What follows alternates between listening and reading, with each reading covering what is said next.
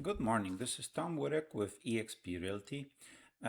Today, I just wanted to go over the policy interest rate announcement from the Bank of Canada and their monetary policy report. So we're gonna check out the conference later. So each year, Bank of Canada has specific dates that they schedule this announcements in. So there's two more. One was today, and the last one for the year will be December 10th. Okay, so let's go over to the conference and see what Mr. Macklem has to say about the economy.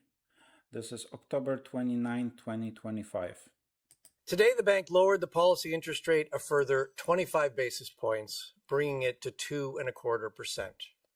This was our second straight cut and reflects ongoing weakness in the economy and contained inflationary pressures. Today, we also published our outlook for the Canadian economy.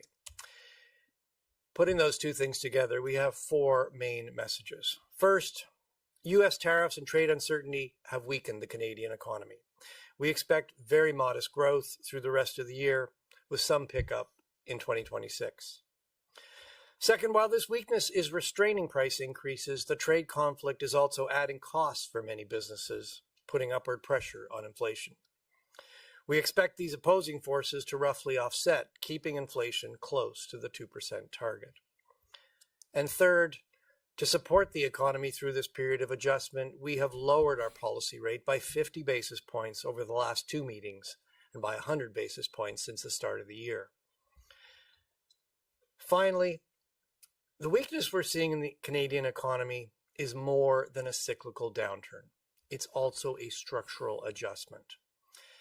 The U.S. trade conflict has diminished Canada's economic prospects. The structural damage caused by tariffs is reducing the productive capacity of the economy, and it's adding costs. This limits the ability of monetary policy to boost demand while maintaining low inflation. Okay, so now I'm gonna skip the French version and go straight to question period. Mark Rendell of the Globe and Mail. Thanks for taking the question.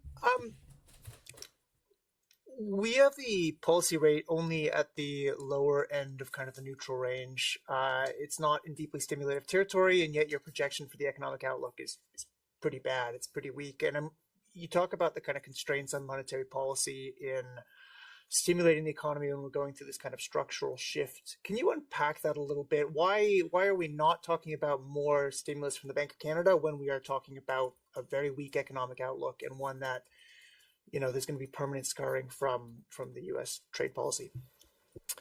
Well, first point, Mark, is we're now at the lower end of our range of neutral. So monetary policy is providing some stimulus. But as I tried to outline in my opening remarks, the role of monetary policy in the current situation is somewhat limited.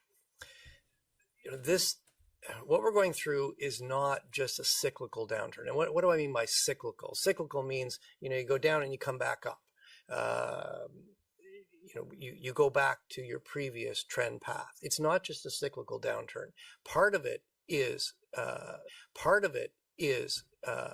cyclical downturn. I mean, demand for our products, particularly in the United States, is lower. And there's a cyclical element to that. But part of it is structural. The U.S. has swerved to protectionism. It's harder to do business with the United States. That has destroyed some of the capacity in this country.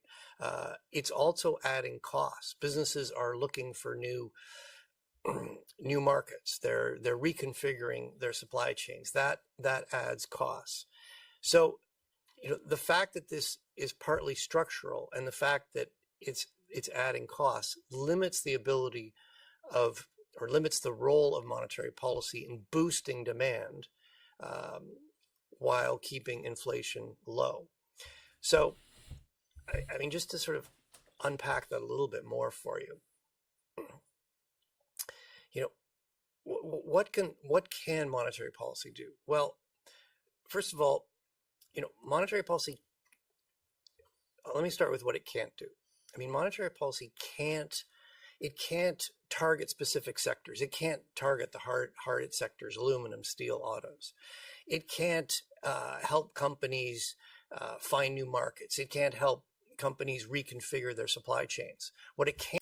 Okay, that's perfect. So if you want, you can check it out at any major news outlets. I used the Yahoo Finance for this conference, but basically you can see they're all blaming the current cut on our interaction with United States, and basically they reduced the override rate by 25 points.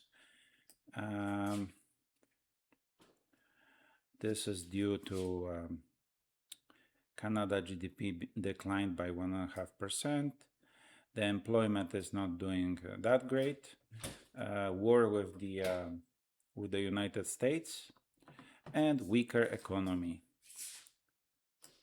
and risk of inflation. So it's all bundled up, pretty much the same. What can happen from this? Obviously, in December, they're going to do another cut. We are expecting this. So yeah, this gives you an idea of what's happening in the market. This is October 29, 2025. It's Tom Wurek with eXp Realty. If you have any comments or suggestions, let me know. If you're looking for market trends and prices in your Ottawa neighborhood, please reach out. I'm happy to help. Okay, thank you.